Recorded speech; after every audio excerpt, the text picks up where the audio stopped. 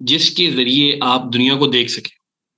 और I think हमने वो मल्टीपल लेंस देख लिए हैं, और उन लेंस में से कुछ हमें अच्छे से अंडरस्टैंडिंग भी होगी। तो now we are ready to know about other topics जो कि आईआर के लिए जरूरी है हमारे पास। तो इसमें हमारे पास एक टॉपिक है, conceptualisation of security in 21st century. Actually ये कोई क्लास एज पर से नहीं है, और इसमें हमने सिर्फ सिक्योरिटी को एक आइडिया के तौर पर देखना है, क्योंकि सिक्योरिटी स्टडीज या सिक्योरिटी इंटरनेशनल रिलेशन का एक बहुत इंपॉर्टेंट टूल है। You, I, everyone, the countries, everyone wants security. उनको सिक्योरिटी चाहिए होती है।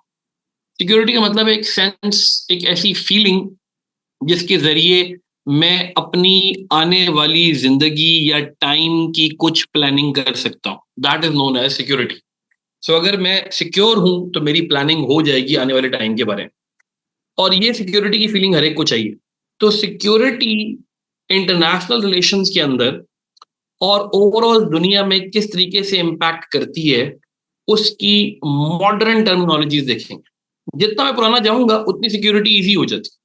तो अगर मैं चला जाता हूँ हंटर गैदरर सोसाइटी पे, तो पुराने दौर की थी, जब हम जंगलों में फिला करते थे, तो हम सिर्फ फिजिकल सिक्योरिटी फोकस करते थे।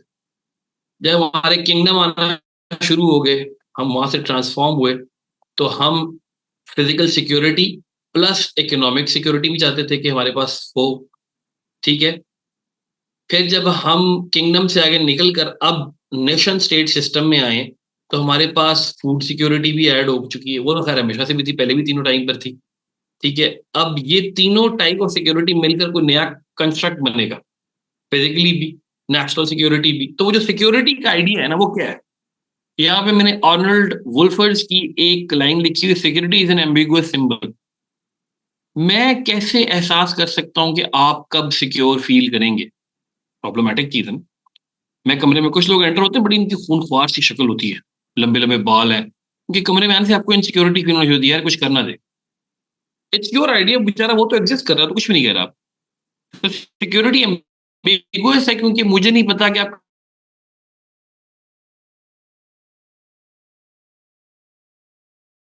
पैरामीटर्स भी चेंज हो। तो ओरिजिनली और पुरानी दौर की बात करें तो सिक्योरिटी क्या होती थी? स्टेट सर्वाइवल, सॉवरेनिटी और मिलिट्री प्रोटेक्शन। बस, रियासत आपकी सर्वाइव करेगी आने वाले फ्यूचर के लिए, फोर्सिबल फ्यूचर के लिए, और उसकी सॉवरेनिटी होगी। सॉवरेनिटी का मतलब होता है खुद मुख्तारियत के अपने फैसले वो खुद कर सकती है। और मिलिट्री प्रोटेक्शन, प्रोटेक्टेड होगी, उस पर कोई अटैक नहीं करेगा। That was the idea of security. ये सिक्योरिटी होता था। तो थ्रेट्स जो हमारे पास थी, वो सिर्फ वो थ्रेट्स होती थी जो हम खुद इमेजिन करते थे कि बाहर से आएंगी। External, armed and geographically bounded. मुझे नहीं थ्रेट होती थी कि पाकिस्तान में बैठे हुए हमारे पर युगांडा अटैक कर देगा। ज्योग्राफी नहीं मिलती, ताल्लुक भी कोई नहीं, प्रॉब्लम भी कोई नहीं। तो इसकी वजह से मैं अपने वॉर एलिमेंट को देखता था कि मेरी वॉर इंडिया के साथ हो सकती है, अफगानिस्तान के साथ हो सकती है, मैं उसी के लिए प्रिपेयर करता था। तो वॉर एंड पीस सेपरेट होता था। पीस के लिए मैं बात करूंगा ईरान से, सऊदी अरब से, टर्की से, यूएस से, चाइना से। वॉर के लिए मैं एक्टिविटी करूंगा अफगानिस्तान के खिलाफ, इंडिया के खिलाफ, या कोई और थ्रेट जो मेरे पास डिटरमिनेट हो रही। अब ये कॉन्फ्लिक्ट जो है ना, ये जो आइडियाज हैं बेसिक सिक्योरिटी के, क्लासिकल सिक्योरिटी के, ये बड़े इवॉल्व हो रहे हैं, चेंज हो रहे हैं। क्यों हो रहे हैं? पहली चीज आ जाती है वहां पे ग्लोबलाइजेशन। ग्लोबलाइजेशन ने दुनिया को करीब कर दिया, चीजें वेल कनेक्टेड हो गई थी। तो उसकी वजह से वो थ्रेट्स और फियर जो पहले कहीं बड़ा दूर होते थे, वो अब मेरे पास आना शुरू। आइसिस, दाइश, एक टेररिस्ट ऑर्गेनाइजेशन थी जो कि इराक में काम करती थी, मुझसे बहुत दूरी पे, जो खास थ्रेट नहीं है। अब वो पाकिस्तान के लिए एक थ्रेट बन चुकी है इंटरनल सिक्योरिटी के अंदर, डेफिनेटली, क्योंकि वो फैल रही है, इंटरनेशनलाइज हो रही है, जिसकी वजह से वो अटैक कर रही है। तो ग्लोबलाइजेशन ने हर चीज आपकी फिंगर टिप्स पे ला के रख दी। मैं एक इंटरव्यू में था, उन्होंने मुझसे बड़ा अच्छा सवाल किया था कि how would you define globalisation in one word. And I actually got to thinking कि क्या होगा, लेकिन मेरे जहन में वर्ड नहीं है। तो बाद में मुझे बुजुर्ग थे, उन्होंने खुद बताया कि ग्लोबलाइजेशन को अगर आपने वन वर्ड में डिफाइन करना है तो इट इज स्पीड। हुआ कुछ भी नहीं है। ग्लोबलाइजेशन कोई नई चीज लेके नहीं आया, उसने हर पुरानी चीज की स्पीड बढ़ा दी। पहले हम लेटर लिखते थे, लेटर पहुंचने में टाइम लगता था। ईमेल लिखते हैं, व्हाट्सएप लिखते हैं, स्पीड बढ़ गई, मैसेज जाने के स्पीड बढ़ गई। ग्लोबलाइजेशन से वो खाना जो अमेरिका में बनता है, पिज्जा स्टाइल खाना जो है, पिज्जा वगैरह, वो मैं खुद भी बना सकता हूँ। उसकी स्पीड बढ़ गई, मैं एक ऑनलाइन ऑर्डर देता हूँ, ठक करके मेरे पास आ जाता है, जहां मर्जी मंगवा। मैं पहले यहां से अमेरिका जा सकता था, शिप पे बैठता, 2 महीने का सफर करता, उसकी स्पीड बढ़ गई 14-15 घंटे की फ्लाइट हो। सो टेक्निकली ग्लोबलाइजेशन ने स्पीड बढ़ा दी हर चीज। तो ये एक बहुत बड़ा, स्पीड बढ़ने की वजह से वो तमाम चीजें जो दूर दराज थी, थ्रेट्स की भी, सिक्योरिटी की आइडियाज भी, वो भी करीब आना शुरू। ठीक है। दूसरी चीज कॉम्प्लेक्सिटी, चीजें कॉम्प्लेक्स होती जा रही, क्लाइमेट, हेल्थ, मार्केट, पॉलिटिक्स बड़ा इंपैक्ट डालती। अगर आज से 50 साल पहले यूक्रेन के अंदर कोई कहत आता है तो पाकिस्तान को कोई खास इंपैक्ट नहीं पड़ता, अब पड़ सकता है, क्योंकि एक सर्टेन टाइम होता है हम यूक्रेन से इंपोर्ट करते हैं गंदम। यूक्रेन बहुत दूर है पाकिस्तान से, यूरोप के अंदर है, हमें उसकी खास टेंशन नहीं। लेकिन अब वो कॉम्प्लेक्स इतना हो चुका है कि हमें वो टेंशन आ सकती है। It's very complex in nature, क्यों डेवलप हुई, बस डेवलप होगी। इंटरडिपेंडेंस, कंट्रीज एक दूसरे पर डिपेंड करना शुरू हो गए। हम डिपेंड करते हैं सऊदी अरब के ऊपर कि ऑयल देगा हमें, क्योंकि मेरे पास अपना ऑयल नहीं, मेरा पूरा मुल्क चलता है तेल से। और अगर सऊदी के जो ट्रांसपोर्ट मैकेनिज्म है उसमें कोई एक मसला भी आएगा तो आज मुझे प्रॉब्लम हो। ऑटोमेशन की तो खैर इंतहाई करंट है, इसमें तो बहुत बड़ा प्रॉब्लम नहीं क्रिएट की, लेकिन आगे जाके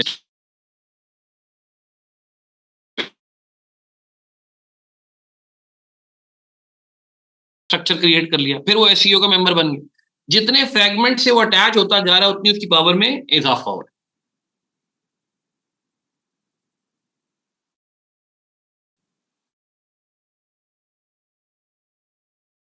चीज है, आप लोगों को स्ट्रेस इसलिए फील नहीं होता कि पाकिस्तानियों की आइडेंटिटी कोई है ही नहीं। बड़ा ही सख्त और नीच लेवल का क्रिटिसिज्म है पाकिस्तानियों के ऊपर, लेकिन है क्रिटिसिज्म। हमारी कोई आइडेंटिटी नहीं है।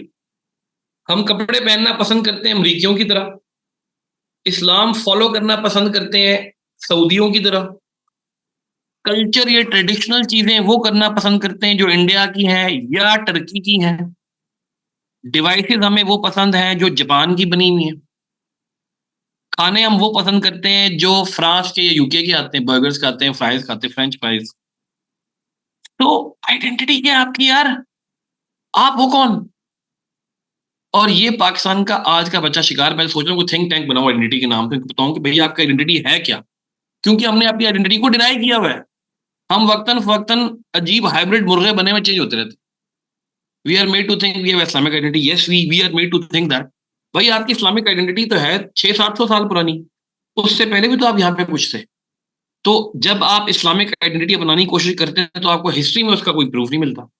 आप देखते जी जैन मंदिर बना हुआ है लाहौर के अंदर इतना बड़ा, आप कहते हैं मेरी आइडेंटिटी का ताल्लुक तो इससे है ही नहीं। ठीक है। वो रंजीत सिंह था, उसका स्टैचू लगाया हुआ था यहाँ पे, वो अस्पताल के बाहर, वो इस्लामिस्ट ने अटैक करके गिरा दिया कि हम लानत भेजते हैं इन हिंदुओं पे से। वो हिंदू था ही नहीं भाई, वो सिख है।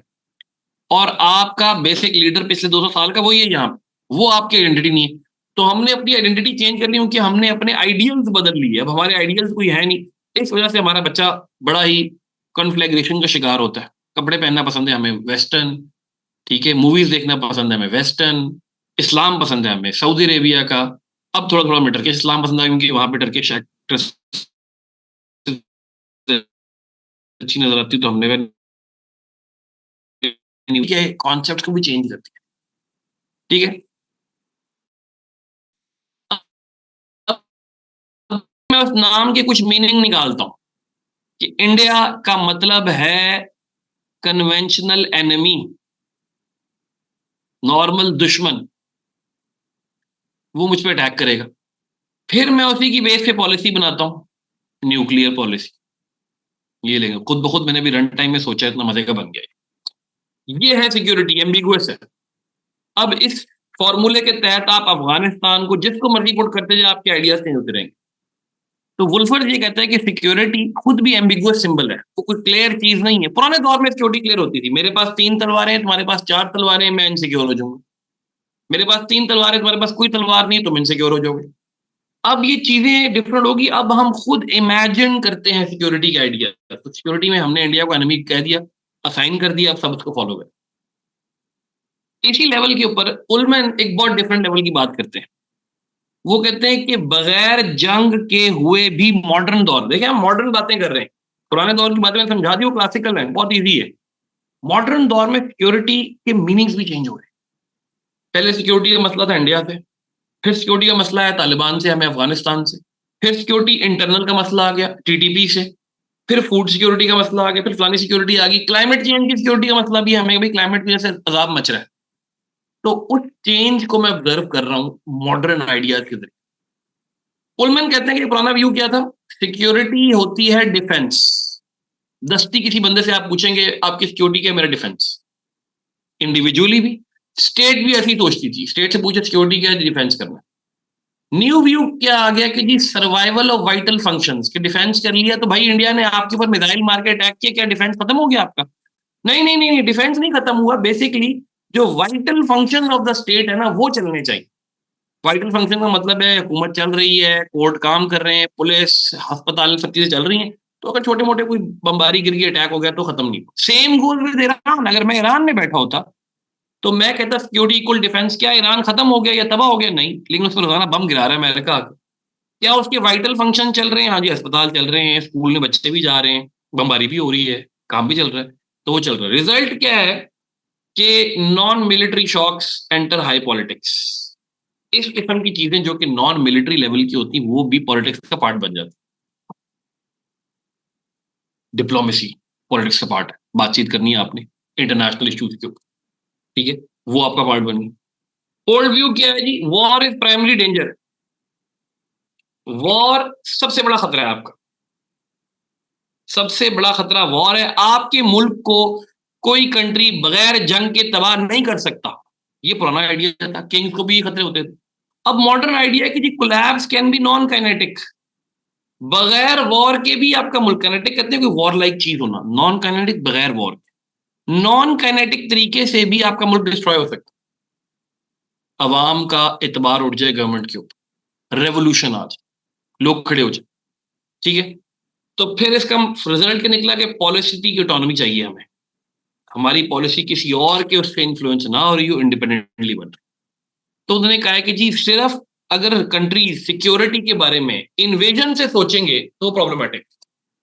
इन्वेजन तो हो सकती है, वो तो पुराना आइडिया मौजूद है, लेकिन वो कंप्लीट इन्वेजन ऐसी नहीं होगी कि आपके मुल्क में फौज घुस जाएगी। ईरान पे घुसा तो नहीं है यूएस आके, लेकिन उसकी सिक्योरिटी अंडर थ्रेट है, क्योंकि अब आपने एयर स्पेस को भी सिक्योरिटी में ऐड कर दिया कि हवा भी आपकी उसमें से बमबारी कर रहा है, आपकी सिक्योरिटी डिस्टर्ब हो, ठीक है। तो ये मॉडर्न चेंज ट्रेंड हो रहे हैं सिक्योरिटी के, देखने को मिल रहे हैं। अच्छा, बुजैन ने इसके ऊपर आगे बड़ी अच्छी बात की। बैरी बुजैन एक बड़े मशहूर पॉलिटिकल सॉरी इंटरनेशनल अफेयर्स के राइटर है। तो बैरी बुजैन साहब कहते हैं कि सिक्योरिटी कोई एक आधी चीज से ना देखें, बल्कि आपका 5 सेक्टर मॉडल है। आप उस मॉडल के थ्रू सिक्योरिटी देखेंगे। मॉडल आपने वैसे भी सीखना है कि कल को आपको किसी क्वेश्चन में लगाना पड़े ना, कोई सिक्योरिटी रिलेटेड क्वेश्चन आ जाए तो ठक्कर ही लगा दे कि पाकिस्तान इंडिया के बारे में क्वेश्चन आ गया, आपने पाकिस्तान के 5 सेक्टर मॉडल के तहत ये मसले निकाल के। पहला, मिलिट्री, फौजी लिहाज से आप कैसे कमजोर हैं, वीक है, उसको इंप्रूव करें, सिक्योरिटी इंप्रूव हो। Political legitimacy, institution sovereignty, politics कैसी है, क्या आवाम का एतबार है पॉलिटिशियन के ऊपर, क्या गवर्नमेंट काम कर रही है, क्या सूबे बनेंगे, इस तरह की चीज। इकोनॉमिक, रिसोर्स प्रोडक्शन, रिसोर्स हो रही, मुल्क में कुछ प्रोडक्शन हो रही है, बाहर से लेने पे डिपेंडेंट है। हम इस मॉडल के अंदर इकोनॉमिक्स में वीक हैं, इसकी वजह से हमारी सिक्योरिटी वीक है। सोसाइटल, आइडेंटिटी, कोहेजन, माइग्रेशन, लोग अपने आप को क्या समझते हैं। इंसानों के लिए बड़ा जरूरी है, ये सबसे बड़ा साइकोलॉजिकल ट्रैप है, इससे छुटकारा मुमकिन नहीं। आज आपको समझाता हूँ। इंसानों के लिए बड़ा जरूरी है कि उसको किसी ना किसी एक चीज में सुपीरियोरिटी कॉम्प्लेक्स हो। जबकि बंदा आपके साथ बहुत बुरा सलूक करे और अपने आप को आपसे सुपीरियर करने की कोशिश करें, तो आपने डिप्रेशन में नहीं जाना। ये ह्यूमंस का मसला आपका भी है। मैं चाहता हूं मैं सुपीरियर हूं आपसे, किसी ना किसी लेवल में मेरा इंटरेक्शन हो रहा है, सुपीरियोरिटी कॉम्प्लेक्स है, मैं इसको ऑब्सेशन कहता हूं। अगर मैं आपसे अमीर हूं और डम हूं, आप इंटेलेक्चुअली स्मार्ट है, मैं आपसे अमीर हूं, तो मैं झाड़ूंगा अपने पैसे की सुपीरियोरिटी आपके ऊपर, आप झाड़ेंगे मेरे ऊपर अपनी इंटेलेक्चुअल सुपीरियोरिटी। दोनों की अपनी अपनी है, दोनों गलत नहीं है। मैं कहूंगा यार ये क्या गरीब जिंदगी गुजारते हैं आप कहेंगे यार क्या डम जिंदगी गुजारते हैं, को पता है आपको क्या होता है डेटरेंस किस चीज को कहते हैं। Both have that kind of problem. Every person and every country has that issue identity. We want superiority. हम सुपीरियोरिटी चाहते हैं इंडिया के मुकाबले। हम सुपीरियर है, ये दांत खट्टे कर दिए, जवाब दे दिए। कौन जीता है? इंडिया से पूछे, वो कहता है वो जीत गया जंग, हमें लगता है हम जीत गए। ये सुपीरियोरिटी कॉम्प्लेक्स हमारे एक्सेस करता है। तो जब किसी बंदे के पास कोई सुपीरियोरिटी नहीं होती, वो आप पे मजहबी सुपीरियोरिटी जमाएगा।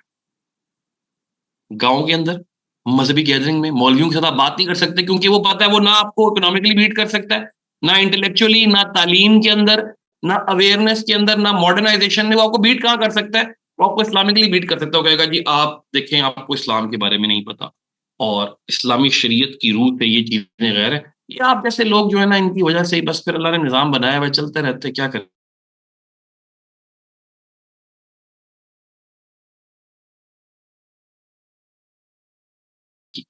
कि वो क्या करे। अब इसके अंदर अगर आप देखें तो मैंने इसी बॉक्स डायग्राम जो यहाँ बनाई हुई है, इसके थ्रेट और क्राइसिस यहाँ लिख दी, ये आपको नजर आएंगे। फ्लड्स, पेंडेमिक, अटैक, मिलिट्री में क्या आता है, हर एक। तो उसने ना सिक्योरिटी को एक पूरा मैप बना दिया कि अगर आप देखना चाहते हैं कि आपकी सिक्योरिटी कितनी महफूज है, तो आप इस मैप को पढ़ लें, आपको समझ आ जाएगी। बड़ा खूबसूरत मॉडल है। मॉडल मैं इसलिए डिटेल से पढ़ा रहा हूँ क्योंकि मैं चाहता हूँ।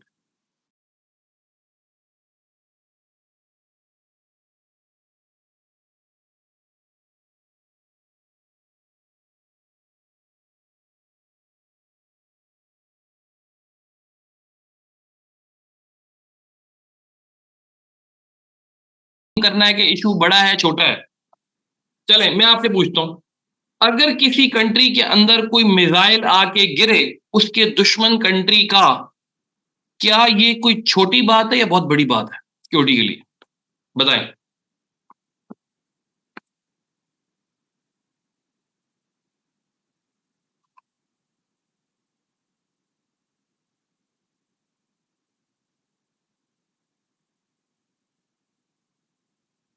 क्या होगा भाई, आपको आवाज नहीं आ रही थी? मैं कह रहा हूं कि अगर किसी कंट्री के अंदर उसके दुश्मन कंट्री का मिसाइल गिरे आके, क्या ये सिक्योरिटी के एतबार से कोई स्मॉल छोटी बात है? It's a huge big thing. इस पे वावेला होना चाहिए, इस पे पूरे मुल्क को एक्टिव होना चाहिए कि क्या हो गया, ह्यूज, राइट। हम पे 2025 में इंडिया ने मिसाइल गिराया, एक बहुत बड़ी थ्रेट, क्योंकि उसको हमने स्पीच किया, नैरेटिव से बनाया था कि वो एक बहुत बड़ी बड़ी हरकत है। पानी पीजिए। बनाया हमने उसको।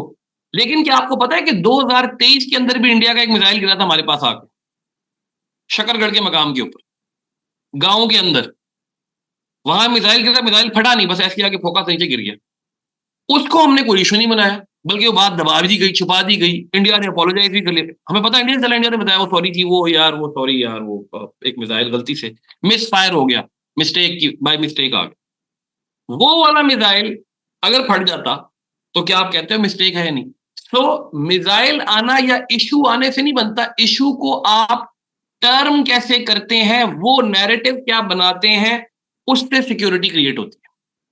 China doesn't even allow freedom of navigation in its seas, right? Nobody allows freedom of navigation in its seas. Pakistan भी अलाउ नहीं करता अपने पानी के अंदर, कोई भी नहीं करता। ठीक है। जब वो नैरेटिव बन जाएगा तो उसके पास एक ऑडियंस आ जाएगी, वो ऑडियंस उसको एक्सेप्ट करेगी। हम पाकिस्तानी, हम अपने मुल्क की ऑडियंस एक्सेप्ट करते हैं। ठीक है। कश्मीर में क्या हो रहा है, आप अपने प्राइम मिनिस्टर की सुनेंगे या इंडिया के प्राइम मिनिस्टर की सुनेंगे? चाहे आपको पता भी अपना प्राइम मिनिस्टर भी इतना क्रेडिबल बंदा नहीं है, लेकिन आप सुनेंगे उसकी, क्योंकि वो नैरेटिव आपके साथ फ्रेम करता है, आपको ऑडियंस मिल गई। और अगर कुछ एक्सेप्शन करवानी है, एक्स्ट्रा ऑर्डनरी मैयर, तो मैं करवा लूंगा। साइज में तरमीम करानी, नया लॉ पास करवाना, मुल्क में कोई चेंज करना है, तो सिक्योरिटी के जरिए मैंने इशू से स्टार्ट करके काम करवाने तक जो मेरा एक्सेप्शन थी, वहां तक कुछ ना कुछ कर लिया।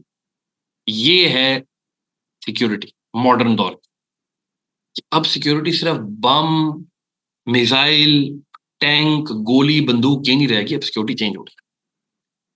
अच्छा जी, फिर और चेंजिंग आती है इसके अंदर के रेफरेंट ऑब्जेक्ट जो है ना, वो शिफ्ट होना शुरू होती है कि रियासत ही की सिर्फ सिक्योरिटी नहीं होती है, बल्कि ह्यूमंस की अपनी सिक्योरिटी।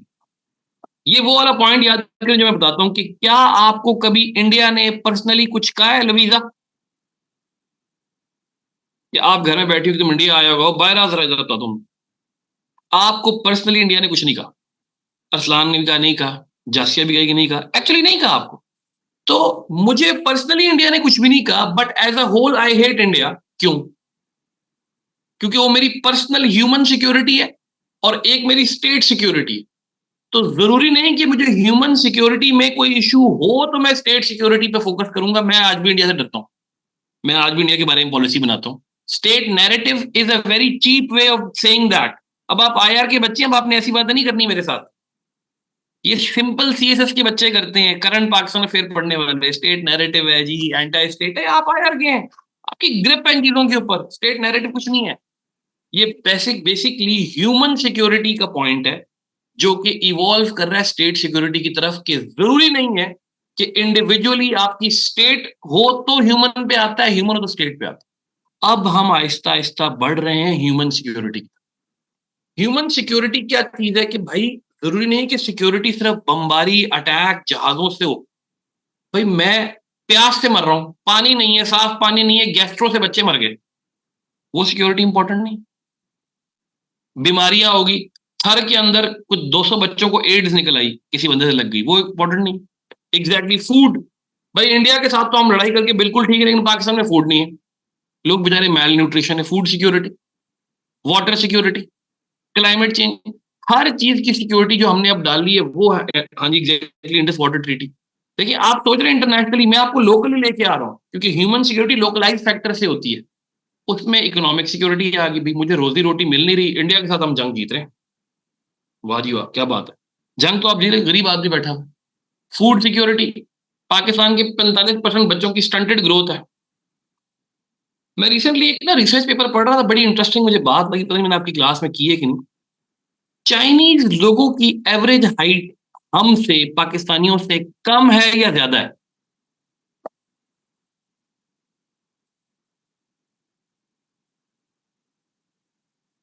कम है। लविजा ने कहा ज्यादा है, ज्यादा नहीं है, कम है। एवरेज हाइट, पॉपुलेशन बड़ी है। चाइना के लोग दुनिया के शॉर्टेस्ट लोग कंसिडर किए जाते थे अप टिल 1970s, बल्कि 1920 तक, अभी तक भी। अब वो शॉर्टेस्ट नहीं रहे, थोड़े से ऊपर आ गए। एक्चुअली हमारे से कोई 1-2 इंच का फर्क रह गया उनका।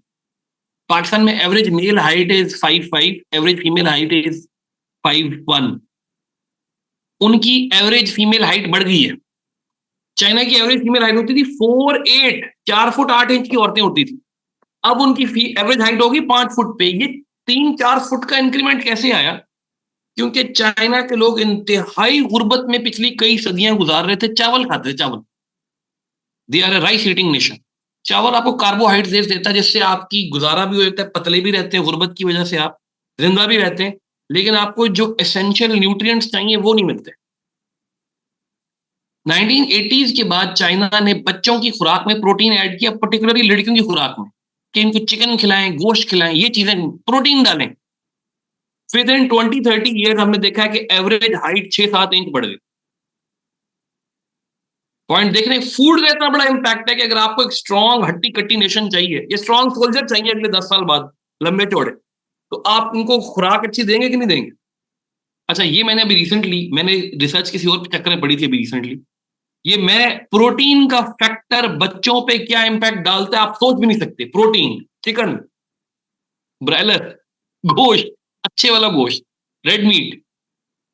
मेरी एक बहुत अच्छी कजन है, उसका बच्चा पैदा हुआ तो उनको बड़ा छोटे, सारे बच्चे इतने ही होते हैं यार, पता नहीं, उसको लगा बहुत छोटा है। खैर वो 1 साल का हो गया तो उनको लग रहा है ग्रोथ नहीं हो रही और वो शायद बोना ना निकला है, डोआर्फिज्म।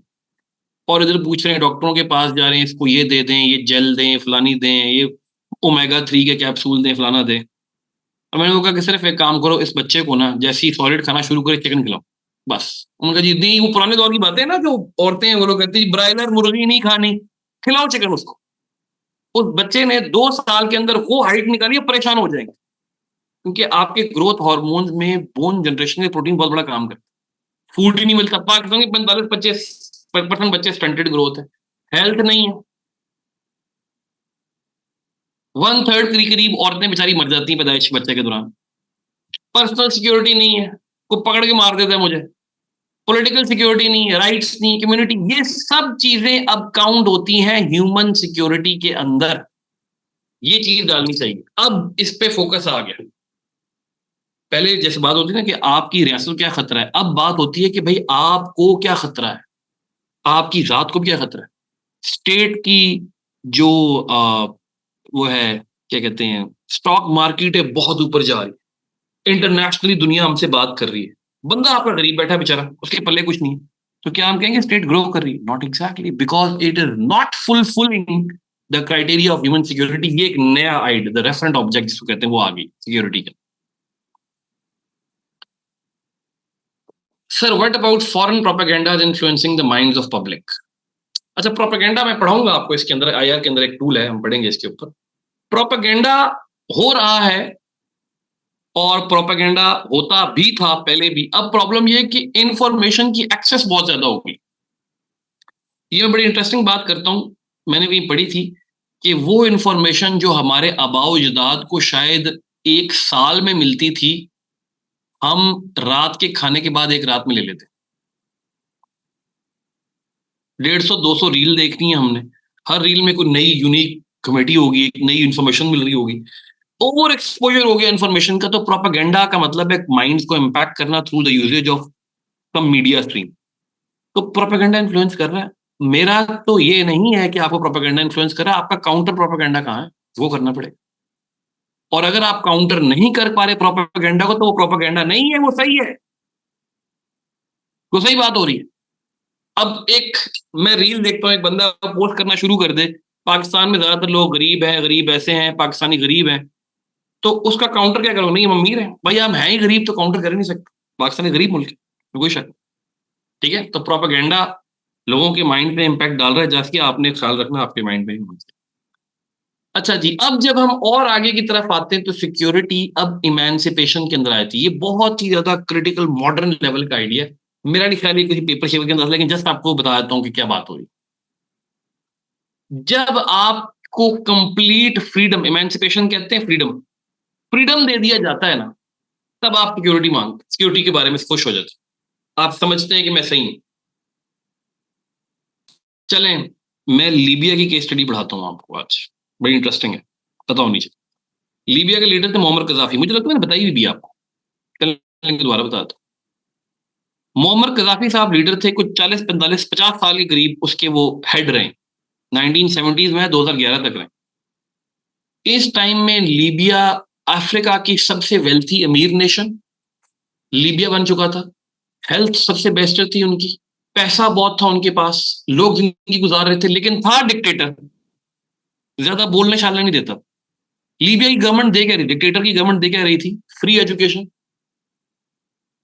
आपने पीएचडी करनी है, दाखला आपको हो गया, रियासत पैसे देगी, जाए पढ़ के आए, वापस आए। फ्री हेल्थ, कैंसर का इलाज भी होना तो फ्री होगा आपका, 1 रुपया नहीं लगेगा, आपका 1 रुपया नहीं लगेगा। नंबर 3, जॉब सिक्योरिटी, अगर कोई शख्स पढ़ के डिग्री करके आ गया है बाहर से या लोकल, तो जब तक उसको जॉब नहीं मिल जाती उस टाइम तक रियासत पैसे देगी, और उतने ही पैसे देगी जितने की जॉब है। जॉब अगर उसकी लगनी थी पाकिस्तानी एतबार से 4 लाख रुपए की, तो अगर नहीं मिल रही तो लोग चुप करके 1000, 50,000, 60,000 ही कर लेते, नहीं उसको तो पैसे स्टेट चार्ज। ठीक है, फिर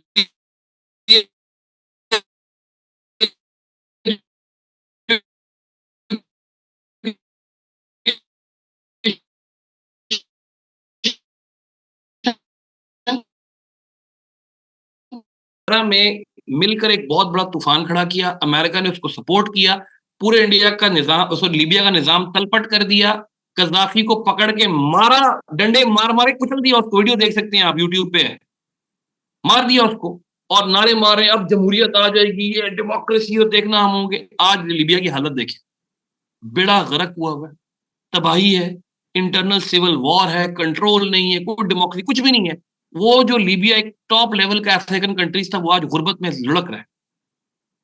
इमेंसिपेशन, ह्यूमंस का प्रॉब्लम ये है कि हम मॉडर्न एज के अंदर इमेंसिपेशन चाहते हैं। आप छोटे बच्चे की एग्जांपल, जैसे छोटे बच्चे को आप पैसा दे दें, लैपटॉप दे दें, टैबलेट ले दें, आईफोन लेके दे दें, सब कुछ दे दें, लेकिन उसको फ्रीडम ना दें कि भाई अपनी मर्जी से बाहर नहीं जा सकता, वो सबको आग लगा देगा पकड़ के, क्योंकि bच्चे प्राइमरी कोर ह्यूमन इंस्टिंक्ट्स को मिरर करते हैं। तो अब हम एक नए लेवल पे आ चुके हैं कि हमें सिर्फ सिक्योरिटी ये चीजें नहीं चाहिए, हमें इमेंसिपेशन फ्रीडम के आइडियाज भी चाहिए। कि मैं अपने आप को फ्रीडम से देख सकूं कि मैं फ्रीडम है या नहीं मेरे पास। यहां पर आकर मसला आता है स्टेट का। स्टेट चाहती है ऑर्डर को डिफेंड करना। ऑर्डर का मतलब ऑर्डर देने, ऑर्डर का मतलब है केओस और ऑर्डर की, निजाम चलता रहे। आप उस ऑर्डर को इंटेरोगेट करते हैं, चैलेंज करते हैं, क्योंकि आपको चाहिए फ्रीडम। तो अगर स्टेट आपको वो चीज दे रही है तो क्या आपका हक बनता है करने का? नहीं। रियासत कहती नहीं बनता, रियासत कहती नहीं बनता, आप चुप करें, काम करें, ठीक है। हमने कुछ आप पे अगर बैरिकेड्स लगाए हुए तो इसीलिए लगाए हुए, जैसे ऊपर बात की उन्होंने प्रोपागेंडा की। आज स्टेट ऐलान करती है कि हम लोग फेसबुक बंद कर रहे हैं, व्हाट्सएप बंद कर रहे हैं, आप ये ना ऐप इस्तेमाल करें। आप एक नई ऐप बना देते हैं आपके लिए, उसका नाम है पाक ऐप। उस पर आप व्हाट्सएप कर सकते हैं, पाक ऐप के जरिए मैसेज भेज सकते हैं। आप नहीं पसंद करेंगे, आप कहेंगे हमें वही चाहिए, मुझे वही फेसबुक चाहिए, मुझे वही व्हाट्सएप चाहिए, क्योंकि आपको फ्रीडम के आइडियाज चैलेंज होते नजर आएंगे। हालांकि रियासत इसलिए कर रही है कि भाई दुश्मन मुल्क का प्रोपागेंडा चल रहा है, लोग खिलाफ होते जा रहे हैं, आपकी चीजें ठीक तो कर रहे हैं भाई, ऐसा ऐसा हो जाएंगे। ये चीजें प्रॉब्लम डालती हैं। अब security general mode of governance के अंदर भी आ गई कि डेली चीज के अंदर हम क्या करें। But sir China has its own apps and they use it. Yes, China ने कर रखा है, लेकिन चाइना बहुत स्मार्ट था, उसने शुरू से बाकी चीजें आने नहीं दी अपने कंट्री में। ठीक है, जब YouTube, social media, Facebook, Instagram नए नए आए थे, उन्होंने 2-3 सालों के अंदर, बाय 2015 वो सारा इवॉल्व कर चुके थे, उनको समझ आ गई थी कि डेटा कलेक्शन हो रही है। उन्होंने डेटा कलेक्ट फिर अमेरिका क्यों करें, हम खुद करते हैं। अभी वो सारी ऐप वही काम कर रही हैं उनकी कंट्री में, वी चैट को इस्तेमाल करते हैं ना वो, जो अमेरिका के लिए फेसबुक कर रही है, लेकिन वो कहने चलो हमारे अपने बंदे, हम डेटा कलेक्ट कर रहे हैं, खैर अच्छी बात नहीं, उसी मिल रही। तो वहां पे भी कुछ लोग निकलते हैं कि नहीं ये ज्यादती हो रही है, और ये उनको उठा गायब कर देते। तो लास्ट टाइम बड़ी मजे की न्यूज पड़ा था कि चाइना ने 4 लाख भर्तियों का ऐलान किया। 4। हमारी की भर्तियां होती है 1000-1500, बड़ी भर्ती जब खुल जाए ना किसी जॉब की, तुम कहते हो वो बहुत बड़ी जॉब। 4 लाख की जॉब का ऐलान किया। क्या थे जी? साइबर सिक्योरिटी, जिनका काम है सुबह से लेकर शाम तक बैठ रहे हैं लैपटॉप के आगे और नजर रखे अवाम के ऊपर सिक्योरिटी पे, कि कौन कौन सी ऐप को अप्रोच कर रहा है। तो कोई वो बंदा जो बैंड ऐप है, कोई वीपीएन लगा के अप्रोच कर रहा है, पकड़ ले, उठा लो, चलो भाई नाम दे दो तो उठा के ले आएंगे। अब ये है तो इंडिपेंडेंट फ्रीडम के असूल के खिलाफ, लेकिन मानना पड़ेगा। तो चाइना तरक्की कर रहा है, ग्रो कर रहा है, अमीर कंट्री हो रहा है, इसमें कोई शक नहीं है। तो चाइना के लोगों को कहता है आपको क्या जरूरत है यार फेसबुक की या व्हाट्सएप की, आप चुप कर वी चैट इस्तेमाल करें, आपका काम तो हो रहा है ना सर। बल्कि उनका ख्याल है, वी को बहुत सारे लोग जो चाइना में वी चैट इस्तेमाल करते हैं वो कहते हैं ये फेसबुक से बहुत आगे की चीज। खैर जो भी है, अब जनरल मोड ऑफ गवर्नेंस के अंदर हम देखते हैं ना सिक्योरिटी आ चुकी है। वो कैसे आ गई कि अब हमारी चीजें इतनी कनेक्ट हो गई कि हम हर एक को ही सिक्योरिटी में डाल दें। आपकी माइग्रेशन की, कौन आपके मुल्क में आ रहा है, वो भी सिक्योरिटी है। फाइनेंस में मुल्क का निजाम कैसा चल रहा है, वो भी सिक्योरिटी है। हेल्थ कैसे चल रही है, रिलीजन कैसा चल रहा है, मीडिया कैसा चल रहा है, हर चीज सिक्योरिटी के अंदर आना शुरू हो गया। क्योंकि हर चीज थ्रेट बनने की बिल रखते हैं। आप फ्री माइग्रेशन लॉ कर दे, सारे अफगानी भर जाएंगे आपके पास, उससे प्रॉब्लम बढ़ जाएगी। अफगानी कुछ ना भी कहें हमें, हम खुद कहेंगे उनको सिक्योरिटी के नाम पे, प्रॉब्लम बढ़ जाएगी। फाइनेंस, गवर्नमेंट इकोनॉमी को खुला छोड़ दे, बेड़ा गर्क हो जाएगा मुल्क का। स्टॉक मार्केट अगर गिरती है तो सिर्फ स्टॉक मार्केट वालों का नुकसान नहीं होगा, आपका मेरा सबका होगा, क्योंकि पाकिस्तान में इन्वेस्टर आना बंद कर दिया। हेल्थ का तो कोरोना एग्जाम्पल है आपके सामने, कि लोग भाई अपनी जिम्मेदारी है, बाहर ना निकलो, सांस फूस जरा कम लो, कोरोना ना फैलाओ। गवर्नमेंट को इन्वॉल्व होना पड़े बड़े लेवल पर, क्यों? क्योंकि health is a problematic thing, security है। तो अब सिक्योरिटी वो नहीं रही जो पुराने दौर की, स्टार्ट वाला मेरा आर्गुमेंट याद करें, अब सिक्योरिटी इवॉल्व होके बहुत डिफरेंट कॉनोटेशंस लेकर आ चुकी है। और वही कॉनोटेशंस इंपॉर्टेंट है भी हैं, चलते भी हैं, क्योंकि मैं और आप बहुत ज्यादा पढ़े लिखे हो। टेरिटरी लॉस्ट इट्स मोनोपोली और स्ट्रेटेजिक स्पेस, नए आइडियाज डिस्कस कर रहे हैं हम, डिफरेंट से आइडियाज। और मैं सिर्फ आइडिया की बात करूं तो क्वेश्चन से ताल्लुक बनाऊंगा मैं आगे, वो आगे आएंगे। इससे क्वेश्चन डायरेक्टली नहीं आता, क्वेश्चन किसी टॉपिक के ऊपर आता है। क्योंकि ये जो पूरा टॉपिक है ना, इसमें आईआर के अंदर कोई इशू आता है, Ukraine crisis, US Iran war, Pak India war, China India war, Kashmir crisis, वो इसको करंट सिक्योरिटी को इसमें देखता है। लेकिन मैं चाह रहा हूं कि वो वॉर और वो चीजें आपको पता है, पढ़ भी लेंगे आप, लेकिन आप उसके ऊपर एनालिसिस करने की कंडीशन में हो, अच्छा सा एनालिसिस, वो मेरे लिए इंपॉर्टेंट है कि आपका एनालिसिस हो और बेहतरीन एनालिसिस। ठीक है जी। अब ये क्या बात कर रहे हैं कि जी स्ट्रेटेजिक स्पेस की जो टेरिटरी की मोनोपोली थी वो खत्म होगी। स्ट्रेटेजिक, स्ट्रेटेजिक अटैक, आज से पहले 20 साल पहले आपके मुल्क पे कोई स्ट्रेटेजिक अटैक करता था तो उसका सिर्फ एक ही मतलब होता था कि आपकी टेरिटरी पे अटैक किया। इंडिया ने स्ट्रेटेजिकली पाकिस्तान का बाउंड्री चेंज करने की कोशिश की 1965 में, क्योंकि टेरिटरी पे अटैक हुआ था। अब सिक्योरिटी चेंज हो चुकी है, अब सिर्फ बाउंड्री का अटैक नहीं रह गया, साइबर सिक्योरिटी ने आके एक बहुत बड़ी नई डोमेन क्रिएट कर दी। आपकी आर्मी में, पाकिस्तान आर्मी में एक पूरी कोर है, उसका नाम है C4I। C4I सिर्फ साइबर सिक्योरिटी के लिए काम करती है कि मुल्क को बैरूनी अटैक से प्रोटेक्ट किया जाए। उसमें तमाम हैकर शैकर भर्ती किए हैं, फौजी हैं, फौज को प्रोटेक्ट करने के लिए। अब ज्योग्राफी के जरिए जरूरी नहीं है कि आपके सिस्टम्स जो है ना वो गारंटी रहेंगे, अच्छे रहेंगे। सिक्योरिटी का साइबर अटैक कर देगा, कोई हैकर आ गए, उन्होंने आपको कर लिया, आपका सारा डेटा ऑनलाइन पड़ा हुआ है, प्रॉब्लमेटिक है।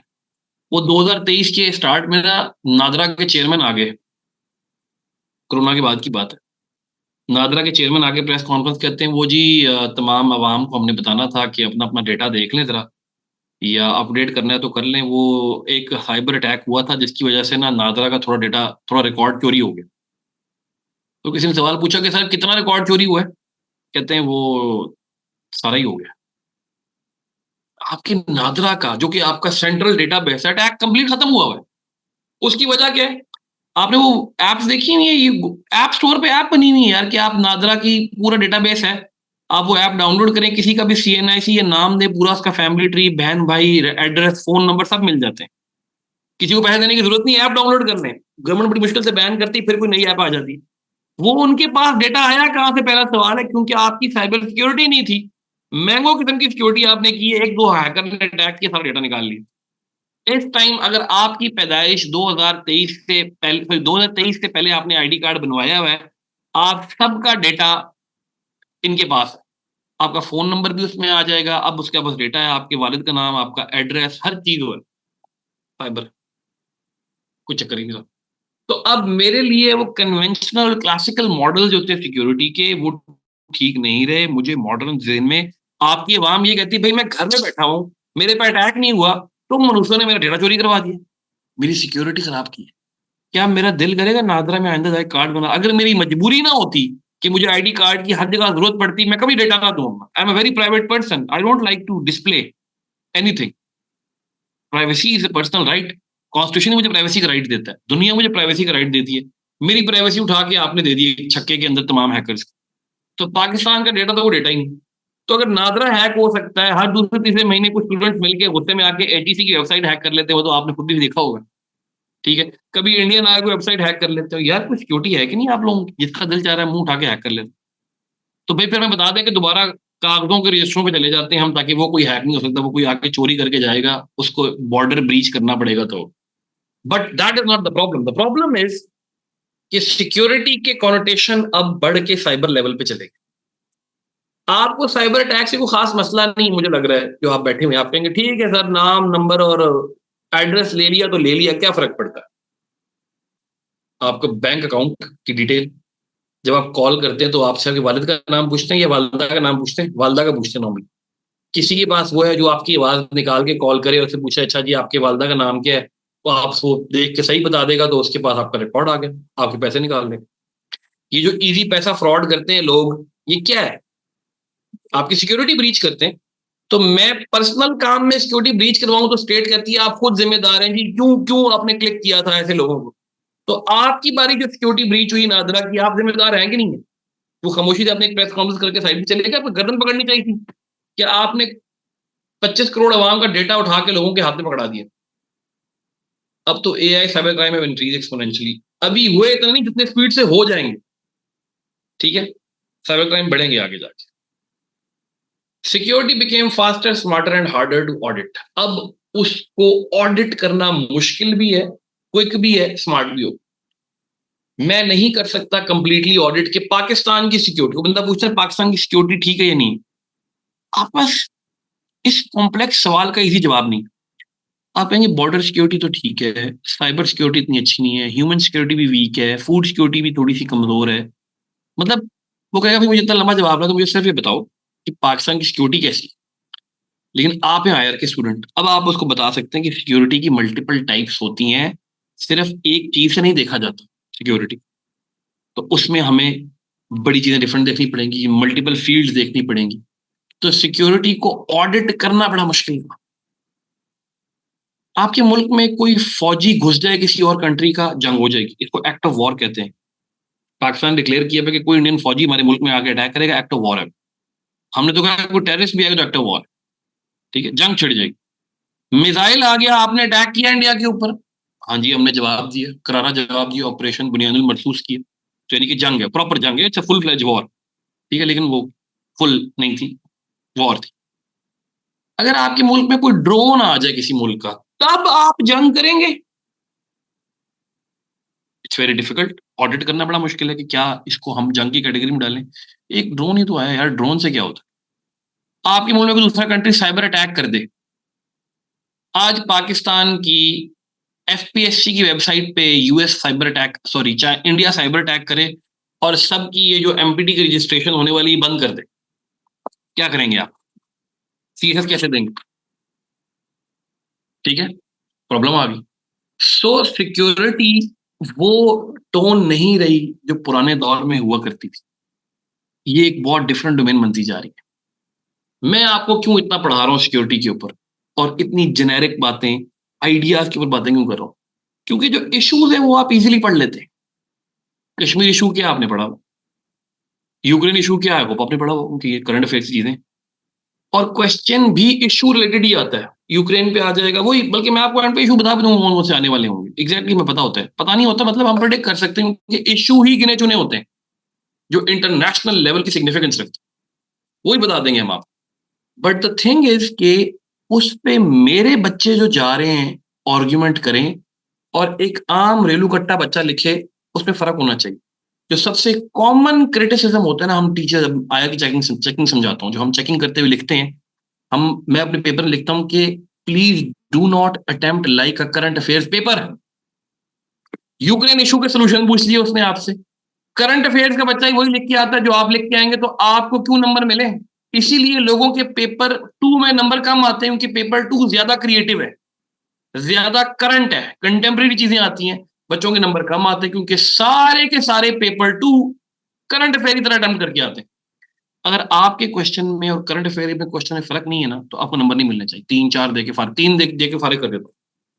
पूरा क्वेश्चन लिखा है, 7 पेज भरे हुए, फ्लो चार्ट ड्रॉ किए हुए, मैप्स ड्रॉ किए हुए, क्योंकि आईआर इज एनालिसिस, एनालिसिस करना है आपने, थ्योरेटिकल फ्रेमवर्क लगाना है, कुछ थ्योरी लगा के प्रूव करना है, और उसमें जो सिक्योरिटी से रिलेटेड सारे क्वेश्चन होते हैं, 7 क्वेश्चन आएंगे तो 4 सिक्योरिटी के बारे में, तो आपने उसके अंदर ये वाली बातें कर, आपने कोई बैरी बुजैन का मॉडल डिस्कस करना है, आपने कोई सिक्योरिटी के चेंजिंग कॉनोटेशंस के बारे में बात करनी, आप में कोई ह्यूमन सिक्योरिटी की बात करेगा। अभी ईरान वॉर में हम सब डिस्कस कर रहे हैं कि जी यूएस क्या कर रहा है, ईरान क्या होगा, तेल के यूरोप क्या कर रहा है। आप में से कोई सोच रहा है कि ह्यूमन सिक्योरिटी के अंदर जो लड़कियों की पढ़ाई का एलिमेंट है वो कितना मुतासर हुआ? नहीं सोच रहे। आप सोचेंगे ह्यूमन सिक्योरिटी के अंदर जो लोग ऑनलाइन काम करते थे ईरान में बैठकर, उनकी अच्छी बड़ी इकोनॉमी थी ऑनलाइन अर्निंग की, वो बेचारे क्या करेंगे? इंटरनेट बंद हो जाते हैं उनके, आधे तो इंटरनेट बंद कर दिया ईरान का, अमेरिका ने बम मार मार के। तो ये वाले फैक्टर हमने निकालने, और ये तब निकलेंगे जब आपके पास इस किस्म की आइडियाज आएंगे, वरना वही लिख के आ जाएंगे 4 बातें यूक्रेन के बारे में। अब यूक्रेन में ड्रोन इस्तेमाल हुए बहुत ज्यादा, ड्रोन वॉरफेयर का सबसे बड़ा थिएटर यूक्रेन में लगा है, और दुनिया ने पहली दफा ड्रोन्स की पावर को अंडरस्टैंड किया। बेताशा ड्रोन अमेरिका ने चलाए यूक्रेन के जरिए, बेताशा ड्रोन रशिया ने चलाए, उसके अपने ड्रोन भी थे, उन्होंने एक और ड्रोन लिए थे जो कि ईरान ड्रोन बड़े अच्छे बनाता है, देसी ड्रोन बनाता है, वो चलाएं। अब ड्रोन वॉरफेयर एक नई चीज जिसमें आपकी फौजें नहीं जा रही बल्कि ड्रोन ड्रोन लड़ रहे हैं आपस में। अभी वो ड्रोन बेसिक लेवल के बस उड़ता हुआ जाता है, बस एक बम मारता है या गिर जाता है। तो कल को जब ये ड्रोन मजीद थिंकिंग हो जाएगा, या यूएस जो नया काम कर रहा है कि उन्होंने एंथ्रोपिक, उनकी एआई बनाने वाली लीडिंग कंपनी एंथ्रोपिक की, उन्होंने एक नया मॉडल बनाया है जो कि यूएस ने बैन किया है कि आप लोकल लोगों को नहीं देंगे। क्लॉड का, पता है ना आपको, क्लॉड का एक नया मॉडल आया है जो नहीं देंगे किसी को, उसका नाम आता है?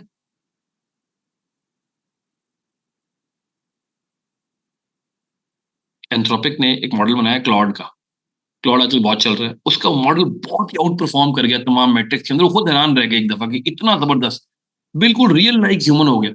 अब वो मॉडल परचेज कर लिया यूएस गवर्नमेंट ने कि हम जो एक बंदा बिठाते हैं, भाई एक एरिया के अंदर बंदा ढूंढना है तो 3 बंदे बैठ जाएंगे वहां, 4 ड्रोन उड़ रहे होंगे, वो हर वीडियो फीड को देख रहे होंगे। आप लगा दो उस पर एआई, एक ही ड्रोन से ठक करके खुद 1 सेकंड में आइडेंटिफाई करेगा, अच्छा ये बंदा है, ये थ्रेट है, मार दो इसको। ठीक है।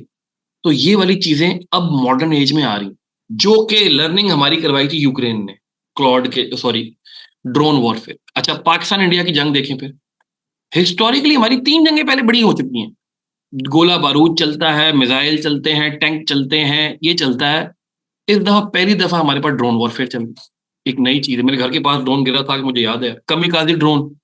कामिकाजी ड्रोन होता है जो ड्रोन खुद गिरता है, आगे फट जाता है, ये वाली चीज। This is new idea of security.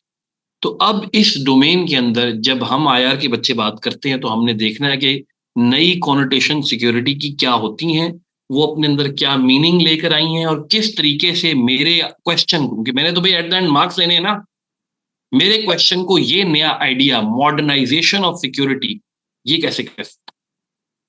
ठीक है जी, ये है हमारा सिक्योरिटी के बारे में एक पर्सपेक्टिव। क्लियर है, समझ आ गई।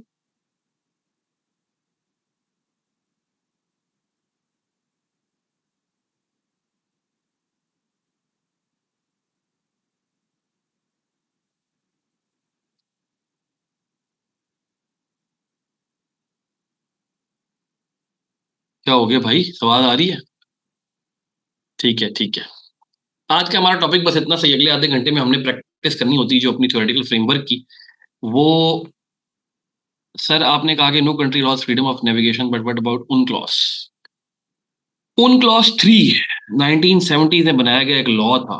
उन क्लॉस 3 है United nation convention on law of seas, समंदरों के पानी को नेविगेट करने का तरीका। मेरा जो आपसे मुकदमा था छोटा सा, वो ये था कि कोई कंट्री अपना नहीं बनाने देता। उसके लिए आप देखें कि ये कंट्री की बाउंड्री है, समझिए कैसे कंट्री की बाउंड्री है, समंदर है, साहिल है।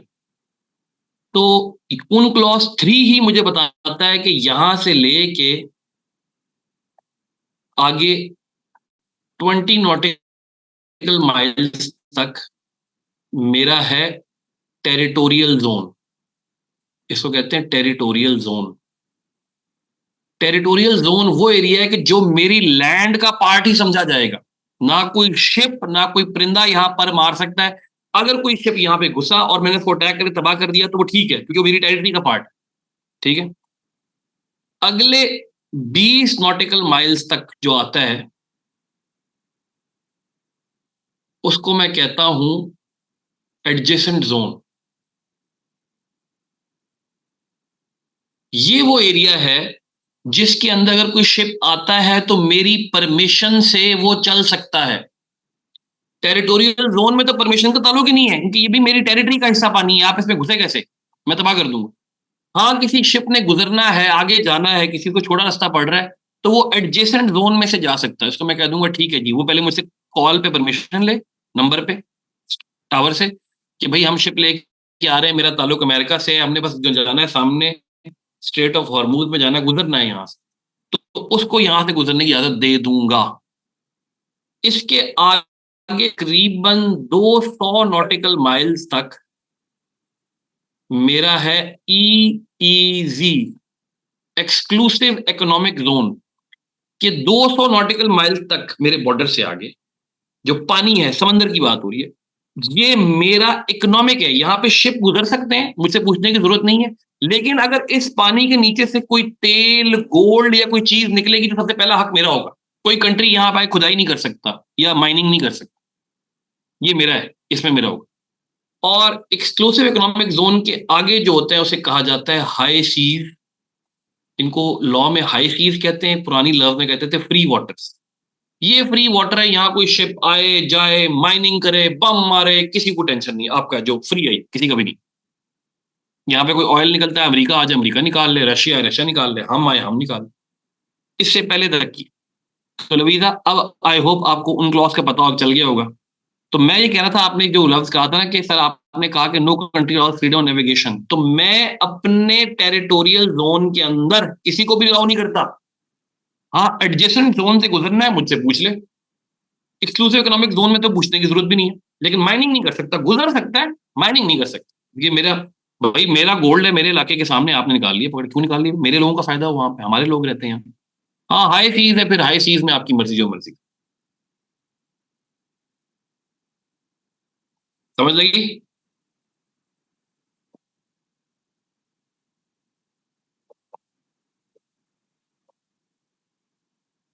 सर अब पता चल गया, बट सर यूएसए क्यों ऑपरेशनल नेविगेशन करता है ईईजी में? क्योंकि ईईजी में कौन सा शिप जा रहा है, मिलिट्री का, सिविलियन का, वो अलाउड का मसला नहीं है। ईईजी में फ्रीडम है, सिर्फ माइनिंग का फ्रीडम नहीं है, गुजरने का फ्रीडम। समझ रहे हैं? गुजरने का फ्रीडम। अब प्रॉब्लम ये है, जो आप जिस इशू को कर रही है, मैं बार बार उसमें जंप लगाना नहीं चाह, लेकिन आप मुझे लगवा के छोड़ेंगी। वो है कि चाइना का मसला क्या है, चाइना अपने जोन से बहुत आगे की लैंड क्लेम करता है। क्योंकि चाइना बना लेता है, ये मेरी लैंड है ना, इससे आगे मैंने यहां पे बना लिया एक आर्टिफिशियल आइलैंड, तो मैं अगली दफा यहां से कैलकुलेट नहीं करूंगा, मैं यहां से आगे कैलकुलेट करना शुरू करता हूं। तो फॉर एग्जाम्पल, ये कोई जगह थी इधर, यहाँ पे कोई जगह है, ये पानी है ये वाला, सॉरी सॉरी सॉरी, इसमें आए, यहाँ वाला पानी है, ये वाला पानी, ये जो है, ये फ्री होना चाहिए था, हाई सीज होना चाहिए था। मैंने यहाँ पे बना लिया, तो मैंने कहा कि भाई ये मेरा लाइन यहाँ तक चली गई, अब ये हाई सीज भी नहीं है, ये मेरा पानी है, इधर से निकलेगा गोल्ड, वो मैं निकालूंगा। कुछ ऐसे बाद चाइना ने एक आइलैंड यहाँ बना लिया, अब वो यहां से कैलकुलेट करना शुरू हो गया 200। तो चाइना ने हरकतें ये की हुई, उसने बहुत आगे किया, जिससे वो कंट्रीज को मना करता है। तो टेक्निकली जो पूरा साउथ चाइना सी है, चाइना सारा क्लेम करता है वो मेरा है। तो जिसने गुजरना है वो मेरे एडजेसेंट जोन में, उसको अपना एडजेसेंट जोन कहता है, वो कहता है मुझसे पूछ से गुजरे। यूएस क्लेम करता है ये फ्री वाटर से, हाई सीज है, ये किसी का भी नहीं है, क्योंकि आपका भी नहीं बनता, आपका नहीं बनता। तो वो दरमियान में से अपने शिप्स गुजार के दिखाता है, देखो मुझे कुछ भी नहीं कहा। और चाइना बड़ा तेज है, यूएस की शिप गुजरते कुछ भी नहीं बोलता, चलने देता है, कोई और शिप आता पकड़ लेता है। ये है उसका मसला साउथ चाइना सी का। आई होप अब क्लियर हो गया होगा।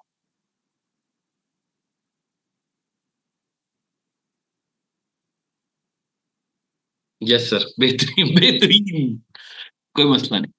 अच्छा, आप लोगों को मैं काम दे तो मैं अभी चेक नहीं करता हूँ, कि मेरे पास एक स्टूडेंट बेचारा बड़ी दूर से मिलने आया है, उसने आज वापस जाना है, तो अगर आप मुझे इजाजत देते हैं तो मैं आपको काम दे देता हूँ, आप कर लीजिएगा, मुझे मंडे को चेक करवा दीजिएगा, और फिर मैं आपसे इजाजत लेता हूँ, क्योंकि टॉपिक तो हमने छोटा सा तो हमारा कंप्लीट हो गया है, कल से इंशाल्लाह हम हार्ड कोर टॉपिक करें। सही है? चलें, कंप्लीट कर लिया। मैं क्वेश्चन लिख देता हूँ यहाँ पे, आप क्वेश्चन देख लें। तो आपने लगाना है लिबरलिज्म, पहली चीज, और लगाना किसके ऊपर है आपने?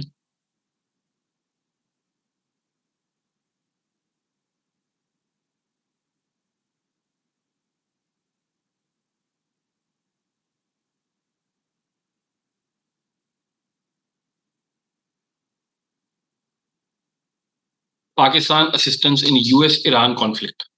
यूएस और ईरान के कॉन्फ्लिक्ट जो चल रहा है, वॉर चल रही है, उसमें पाकिस्तान कैसे असिस्टेंस प्रोवाइड कर सकता है, इसको लिबरल एलिमेंट से बताया।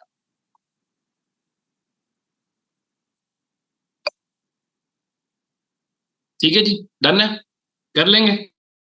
चलो, thank you very much guys, so kind of you. इंशाल्लाह मुलाकात होती है हमारी नेक्स्ट क्लास। अल्लाह हाफिज।